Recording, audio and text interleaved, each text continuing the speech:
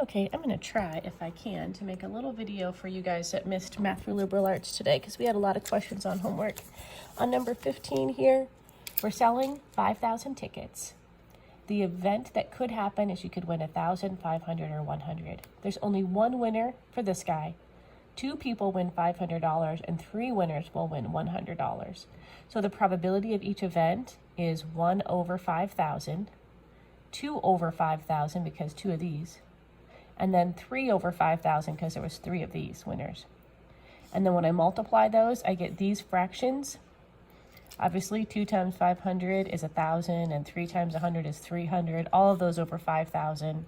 And when you add those up as decimals, it's 2 tenths plus 2 tenths plus 6 100ths, or an expected value of 46 cents. So that means if you averaged all 5,000 players, their average winnings would be 46 cents. Because somebody wins 1,000, but a lot of people win 0. Does that make sense? Then they also talk about if they make money or how much they make. If they sell 5,000 tickets for $1, then that would mean that they make $5,000 profit, right? They sell each one for $1, so their gross profit is $5,000. But they're going to give away some prizes. So if we subtract the prizes, that's going to be 1 at $1,000, so that's 1,000. 2 at 500, that's another 1,000, and then 300. So 1,000, 2,000, and 300. So what would be remaining is 2,700. Again, that was 5,000 minus 2,300 to get this.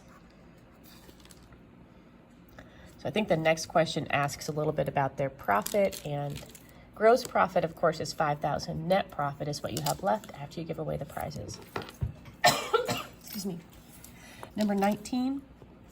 We did have this on the board in the video as well, but I know it's hard to see the board, and I had a mistake on one of them, so I just want to talk through this one. This is how many kids families bring to the amusement park. They had 10,000 families that came. That's my denominator for each fraction all the way down.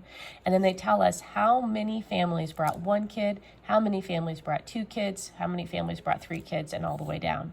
I write those numbers in each numerator over 10,000. So they said 1,020 families brought 1 kid.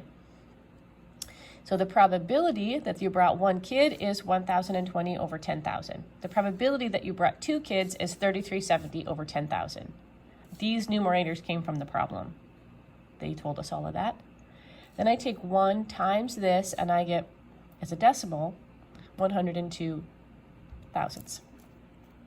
And then when I take 2 times 3,370, and then divide that by 10,000, I get 674 thousandths.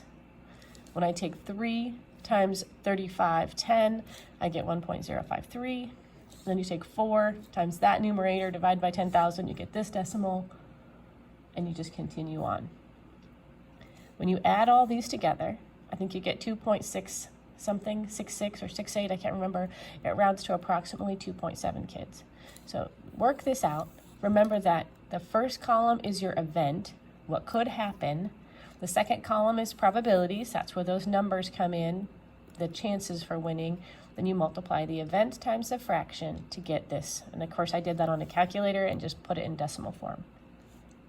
If you have questions over these, let me know, or if you have other specific questions on the 3 through 21 odds, page 619, shoot me an email and I'll do what I can to send you another video.